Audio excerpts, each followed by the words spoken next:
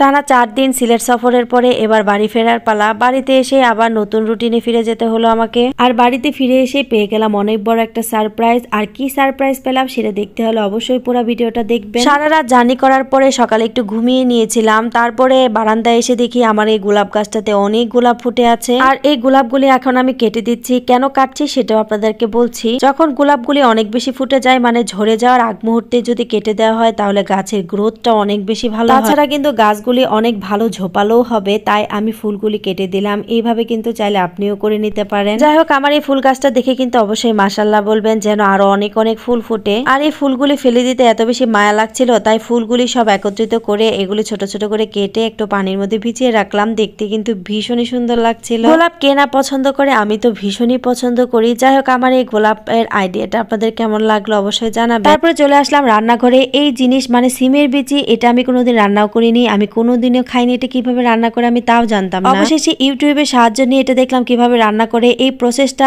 অনেক বেশি কঠিন মনে হয়েছে আমার কাছে, এই যে একটা একটা করে সিমের বিচি ছেলানো। যাক, এটা নাকি জাহিনের বাবার আবার অনেক পছন্দ, যদিও আমি তাকে কোনোদিনই রেঁধে খাওয়াই নেই, তাই চেষ্টা করছিলাম এটা পারফেক্ট ভাবে কিভাবে রান্না করা যায়। আসলে জাহিনের বাবা কিছু খেতে চাইলে সেটা আমি না করি না, আমি সবসময় তাকে যত্ন করে রান্না করে সেটা খাওয়াই, এতে আমার খুবই ভালো লাগে। যাই হোক, অবশেষে 100 কোটি বছর পর আমি এগুলি একটা একটা করে বেছে নিয়েছি। আর এটা বাছার পর এত বেশি সুন্দর লাগছিল দেখতে। আর এগুলি এখন আমি মাছ দিয়ে রান্না করে নেব। প্রথমে এই মাছগুলিতে আমি একটু হলুদ মরিচ লবণ মাখিয়ে একটু একটু ভেজে নেব। হালকা হালকা করে ভেজেছি, এত কড়া করে ভাজি। মাছগুলি ভাজা হয়ে গেলে সেই ফ্রাই প্যানে আমি কিছু পেঁয়াজ দিয়ে দিলাম, আর পেঁয়াজটা একটু সুন্দর করে ভেজে নেব। তারপরে পেঁয়াজটা হালকা ভাজা হয়ে গেলে সেখানে দিয়ে দিলাম হলুদের গুঁড়া, মরিচের গুঁড়া, ধনিয়ার গুঁড়া, অল্প একটু জিরার গুঁড়া, তারপরে দিয়ে দিলাম রসুন বাটা। এখন এই মশলাটা অনেক সময় নিয়ে আস্তে আস্তে কষিয়ে নেব। আসলে এখানে একটা মজার ঘটনা বলি, রান্না অর্ধেক হওয়ার পরে মনে হয়েছে এখানে আমি লবণ ইউজ করিনি, তারপর আবার লবণ দিয়ে তারপর এটা আবার রান্না করে নিয়েছি। মশলাটা ভালো করে কষানো হয়ে গেলে এখানে আমি সেই সিমের বিচিগুলি দিয়ে দিলাম। তারপরে ওই যে বললাম লবণের কথা মনে ছিল না, তারপর লবণ দিয়ে দিলাম। সিমের বিচিগুলি ভালো করে কষানো হয়ে গেলে সেখানে একটু ঝোলের পানি দিয়ে টমেটো দিয়ে এটা ভালো করে ঢেকে রান্না করে নিলাম। ঝোলের পানিটা যখন ভালো করে ফুটে উঠবে তখন এখানে আমি মাছগুলি দিয়ে দিলাম, যেগুলো আগে থেকে ভেজে রাখছিলাম, সাথে কিছু কাঁচামরিচ দিয়ে দিলাম।